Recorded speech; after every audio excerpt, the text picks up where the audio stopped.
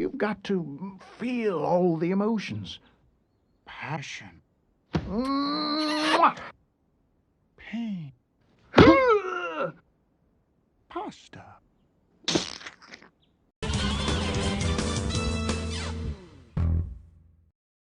The Tune is a musical absurdist comedy that follows an unnamed songwriter struggling to write a new hit to impress his boss. Unfortunately, everything he tries to send in is rejected outright, and his boss gives him 47 minutes to submit a new great song or lose his job, which will also cause him to lose his relationship, for reasons.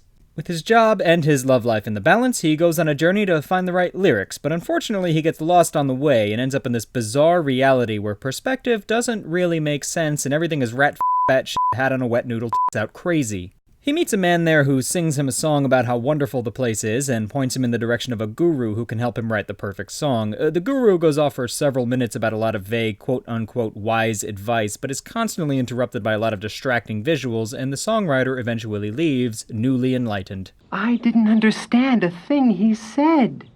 Of course not. He's the wise one, not you. As it turns out, music is a huge part of this world's environment, and as a result, people tend to break out musical numbers at the drop of a hat, further frustrating the songwriter who just can't seem to figure out how they do it.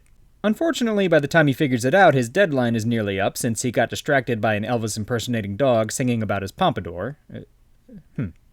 That sounds a bit silly when you say it that way. Anyway, he considers staying in the world and checking into a place called the Lovesick Hotel, and here we get a little interlude showing what kind of weird shit happens there. Eventually, he decides against it before hopping in a cab to try to make it to his meeting in time, but unfortunately, after singing him a song about his missing nose, the cabbie drops him off in the middle of the ocean instead of at his job. Honest mistake, really. Eventually, he makes it back to his job and tells his girlfriend? Fiance? You know, their relationship is never really defined, but she works for his boss and they have some kind of romantic involvement. Anyway, he tells her about his adventure and she tries to bring him to his meeting with their boss, but things start to unravel as reality seems to be warped here now as well, and they get hopelessly lost. This is where we get my personal favorite scene where this couple is dancing in a large ballroom and occasionally everything stops dead so that one of the dancers can tell his partner a really lame joke in an absolute deadpan expression, causing her to process for about 4 seconds before laughing hysterically and then resuming the dance as if nothing happened.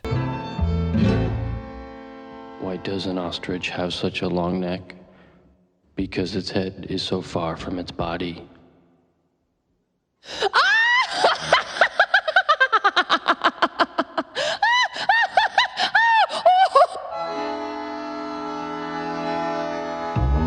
We also get a truly bizarre scene of two men inflicting increasing amounts of damage to each other without either really acknowledging it. It's really something.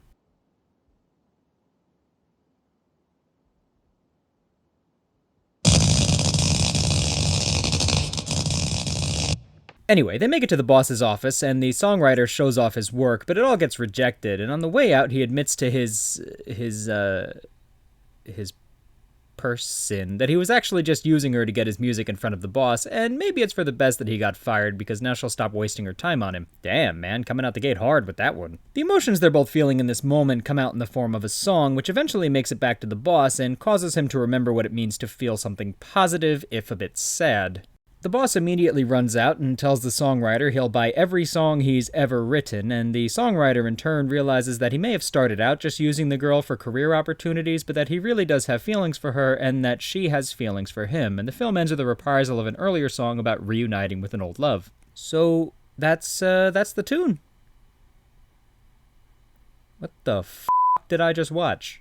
This is an extremely experimental movie. It's probably not like much else you've ever seen, but what's interesting is that just on viewing alone, it's hard to tell if the songs were written and the story and visuals were added after, or if the story was written around the music, or what the combination was, but the whole film has this really interesting train of thought kind of feel to it, where everything just flows into the next thing, bizarrely naturally, even though nothing makes really any logical sense. The format is basically Guy attempts to move from point A to point B, is interrupted by some weird character or characters, a musical number ensues, and he either learns something from it or is so completely baffled by it that he just decides to ignore it entirely and move on. It's a little bit like trying to find a bathroom in Nashville. The visuals also take some getting used to, also a bit like trying to find a bathroom in Nashville.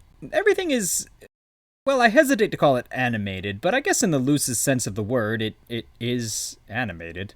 Everything is, done in these loose colored pencil sketches where colors and proportions don't exactly match frame to frame, much less scene to scene, but it actually works for the world being built because the entire point is that it doesn't make sense from any logical standpoint and can only be understood by not thinking about it too hard. You'll definitely mirror the songwriter's feeling of, Why am I watching this? here and there, but it's a movie that fully represents what happens when an artistic mind just lets loose and does what makes them happy. I think if you're someone who enjoys art films but isn't too much of a dick about it, you'll really enjoy The Tune. Just make sure you take something for motion sickness before looking it up. Anyway, that's all for now, and thanks for stopping by. I'll see you next time.